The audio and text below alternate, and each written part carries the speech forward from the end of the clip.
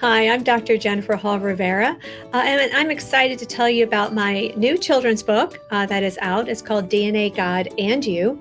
This is going to be the first DNA book with a forensic focus that is written for children from a biblical worldview. So I'm excited to introduce students to the structure of DNA.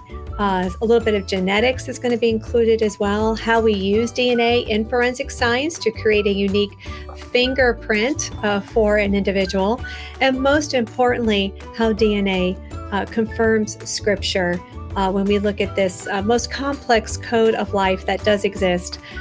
Complex codes require a code maker, and that clearly tells us that this is our creator God. There are two different levels in this book. So there is a rhyme that could be specifically for our younger elementary students, but there is also more in-depth information for our older kids as well. So parents can use it to teach a wide range of their children in the home, and grandparents as well, because as a grandparent, I appreciate that. There's also going to be a downloadable activity attachment that's going to be provided for you on the product page through masterbooks, where you can do several different types of DNA activities at home.